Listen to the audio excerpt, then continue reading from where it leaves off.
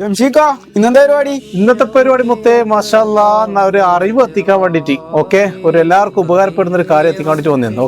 പിന്നെ കുറെ മാതാപിതാക്കൾ മക്കളെ ഹിഫ്ദ് പഠിപ്പിക്കാൻ ആഗ്രഹിക്കുന്നുണ്ട്.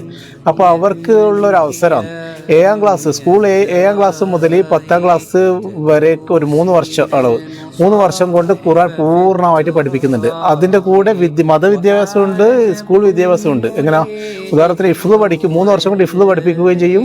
ആ 3 വർഷം കൊണ്ട് തന്നെ പിന്നെ അവിടെ തന്നെ സ്കൂൾ പഠനം കഴിഞ്ഞ് SSLC എക്സാം എഴുതുന്ന രീതിയിൽ ആ മക്കളെ മാറ്റിയെടുക്കും. അങ്ങനെ കുറെ വർഷമായിട്ട് തുടർന്ന് പോകുന്ന സ്ഥലം എവിടെയെന്ന് വെച്ച് കഴിഞ്ഞാൽ ഭരണശ്ശേരിയാണ്, കണ്ണൂർ ഭരണശ്ശേരി.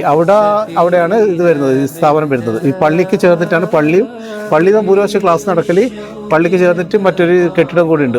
അബ്ദുള്ള ഉസ്താദാണ്, ഉസ്താദിന്റെ പേര് അബ്ദുള്ള എന്നാണ്. അദ്ദേഹത്തിന് കീഴിൽ കുറെ മറ്റു പണ്ഡിതന്മാരുണ്ട്. പിന്നെ പ്രവാചകൻ സല്ലല്ലാഹു അലൈഹി വസല്ലം ഒരു ഹദീസ് ഉണ്ട്, സഹീഹ് ബുഖാരിയിൽ 5027 എനിക്ക് സംശയമുണ്ട്, 5027 ഞാൻ ജസ്റ്റ് നോട്ട് ചെയ്തിട്ടുണ്ട്. 5027 ഹദീസ് അതിൽ പറയുന്നുണ്ട്, നിങ്ങളിൽ ഉത്തമൻ ഖുർആൻ പഠിക്കുകയും അത് മറ്റുള്ളവരെ പഠിപ്പിക്കുകയും ചെയ്യുക, അവരാണ് നിങ്ങളിൽ ഉത്തമൻ. പിന്നെ അത് മാത്രമല്ല, ഭൂരിപക്ഷം മാതാപിതാക്കൾ കുട്ടികൾ വണ്ണം വെച്ച ശേഷം നമുക്കിത് പഠിപ്പിച്ചാൽ മതിയായിരുന്നു എന്ന് പറഞ്ഞു നോക്കുന്നുണ്ട്. അപ്പോൾ ഇനി കുറേ താമസിപ്പിക്കണ്ട, നിങ്ങൾ ധൈര്യത്തിൽ ചേർത്ത് നിങ്ങൾ മക്കളാ, നിങ്ങൾ ഡോക്ടറോ വക്കീലോ ആരോണെങ്കിലും ആയിക്കോട്ടെ. അപ്പോൾ അതിന് കൂടെ ഈ ഒരു അറിവ് അല്ലാഹു സുബ്ഹാനഹു വ തആല അവതരിപ്പിച്ച ഖുർആൻ എൻ്റെ മക്കളൊന്ന് പഠിക്കട്ട്, അവർ നല്ല രീതിയിൽ പോയിട്ട് ആ ഒരു ചിന്ത കൂടി നമുക്ക് മാതാപിതാക്കൾ വരാനുണ്ട്. പിന്നെ അത് മാത്രമല്ല, ഒരു ചെറിയൊരു കഥയും കൂടി ഞാൻ ജസ്റ്റ് ഒന്ന് പറയാൻ പെട്ടെന്ന് തീർക്കാം. ഉദാഹരണത്തിന് നമ്മൾ കഴിയുമ്പോൾ 1 കിലോ ഇത് കിട്ടി, മൈദപ്പൊടി കിട്ടി. നമ്മൾ തീരുമാനിക്കണോ ഈ മൈദപ്പൊടി പത്തലാക്കണോ, ദോശയാക്കണോ, അല്ലെങ്കിൽ മറ്റുള്ള പലഹാരങ്ങളാക്കണോ.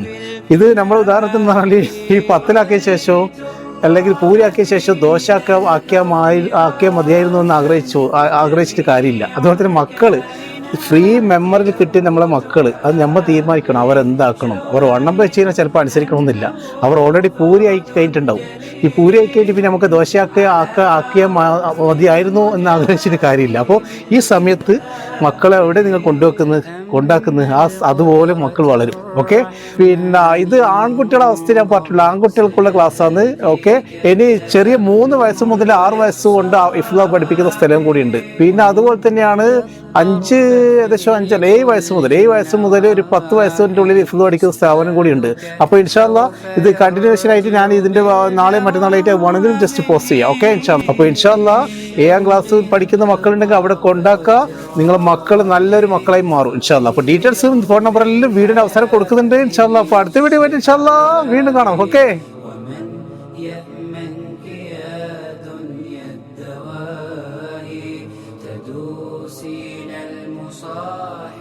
في التراب وأعجب من مريد